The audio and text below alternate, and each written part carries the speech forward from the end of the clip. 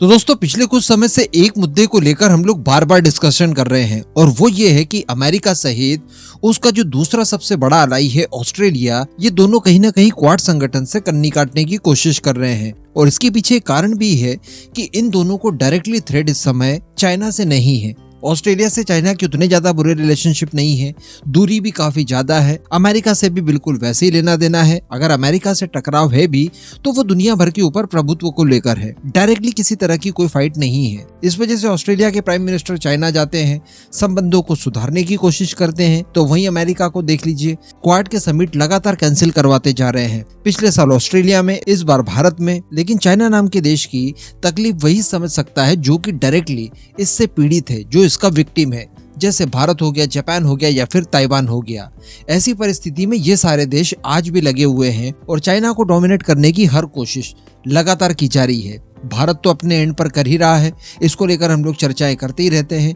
लेकिन अगर जापान की बात की जाए तो वो भी पूरे प्रयास में है इस समय कि चाइना को हर हाल में डोमिनेट किया जाए। और इसके लिए जो उसने प्रण उठाया था कि भारत के समर्थन में हम लोग खड़े रहेंगे, उसके ऊपर वो एक्चुअली काम कर रहे हैं। और दूसरा, जो जापान की प्राइवेट कंपनियों द्वारा जीरो चाइना पॉलिसी को अपनाने की बात कही थी कि किसी भी तरह की निर्भरता चाइना की नहीं रखी जाएगी, ताकि चाइना के साथ व्यवसाय ना किया जाए और व्यवसाय के जरिए चाइना को फायदा ना पहुंचे, इस बात के लिए भी वो आज तक प्रतिबद्ध है। आज इस वीडियो में हम लोग तीन ऐसी खबरों को लेकर बात करेंगे जो भारत और जापान से संबंधित है और तीनों के तीनों चाइना के अगेंस्ट है। खंडवा डिफेंस फैक्ट को इसी तरह की खबरों के लिए सब्सक्राइब जरूर कर लीजिएगा। तो दोस्तों, ये तीनों खबरें जुड़ी हुई है भारत के अंदर निवेश को लेकर, भारत की कंपनियों को लोन देने के लिए और अपनी कंपनियों को चाइना से भारत में शिफ्ट करने के लिए। जी हाँ, अभी कुछ ही दिन पहले आपको याद होगा एक खबर निकल कर आई थी। दरअसल जापान की एक कंपनी है जिसका नाम है TDK। और ये क्या काम करती है? तो ये दरअसल एक बहुत ही महत्वपूर्ण काम करती है।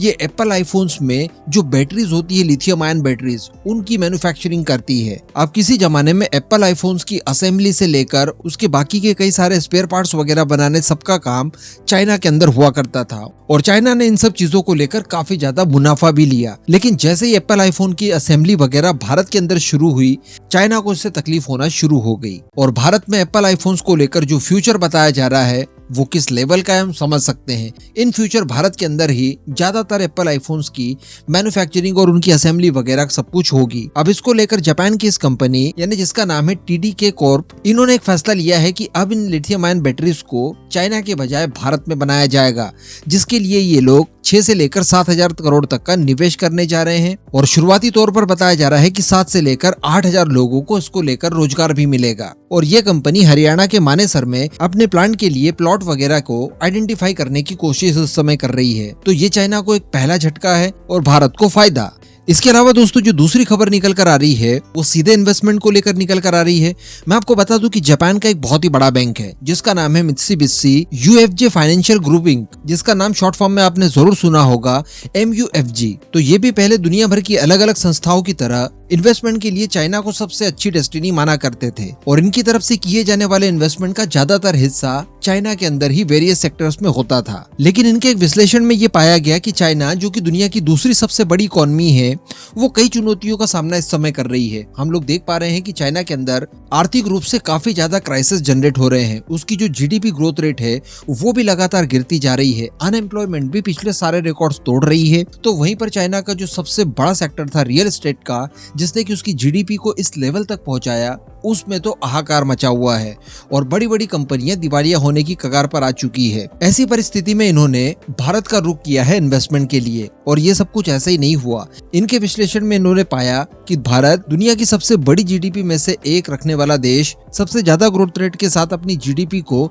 लगातार आगे बढ़ाया जा रहा है। और इस क्राइसिस के दौर में जहां पर GDP ग्रोथ रेट को बढ़ाना एक बहुत ही मुश्किल टास्क दिखाई देता है सबके लिए, वहीं पर ये भारत के लिए ज्यादा चुनौतियां पेश नहीं कर रहा है। यानी इनका कहने का मतलब ये है कि भारत के लिए GDP ग्रोथ रेट को लगातार बढ़ाए रखना ये काफी ज्यादा आसान काम दिखाई दे रहा है। तो कहने का मतलब जो भारत की तैयारी है GDP ग्रोथ रेट को बढ़ाने के लिए, वो काफी ज्यादा पुख्ता है।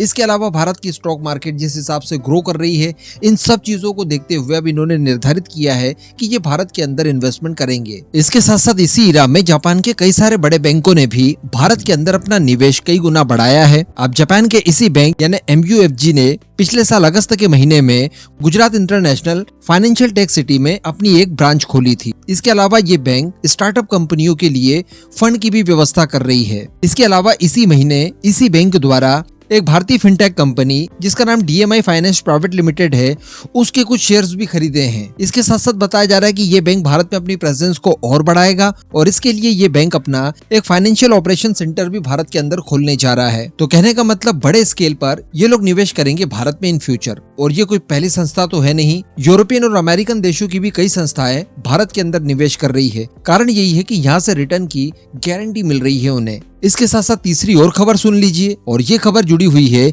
बैंक लोन को लेकर। बताया जा रहा है कि जापान के एक बैंक द्वारा एयर इंडिया को $120 मिलियन का लोन दिया गया है। एयर इंडिया हम जानते हैं कि कुछ ही समय पहले टाटा ग्रुप द्वारा एक्वायर की गई थी। उसके बाद 570 की संख्या में इन्होंने नए एयरक्राफ्ट खरीदे और कुल मिलाकर टाटा ग्रुप एयर इंडिया को लेकर काफी ज्यादा कॉन्शियस है और इसके बिजनेस को पहले की तुलना में कई गुना ज्यादा बढ़ाने जा रहे हैं। इसके लिए ये लोग ये चाह रहे हैं कि जो इनके पास पुराने एयरक्राफ्ट हैं उन्हें भी मॉडिफाई किया जाए और उनके अंदर पहले की तुलना में ज्यादा जगह बनाई जाए, जिससे कि ज्यादा यात्री एक साथ आ सके। इन सब कामों के लिए $120 मिलियन का लोन जापान की एक बैंक द्वारा इन्हें दिया गया है। और अब इन्हीं पैसों का इस्तेमाल करके एयर इंडिया अपने नैरो बॉडी एयरक्राफ्ट को वाइड बॉडी में कन्वर्ट करवा देगा। तो अब आप देख ही सकते हैं कि जापान द्वारा जो प्रोमिसेस किए गए थे उनके ऊपर एक्चुअली काम किया जा रहा है। और इसके साथ साथ भारत हो या फिर जापान हो, चाइना के खिलाफ एकजुट रहने की जो प्रतिबद्धता जताई थी उसके ऊपर दोनों ही देश आज भी एक्चुअली काम कर रहे हैं। आई होप कि इन फ्यूचर अमेरिका और ऑस्ट्रेलिया भी इसी तरह से डेडिकेशन के साथ क्वाड के साथ काम करे।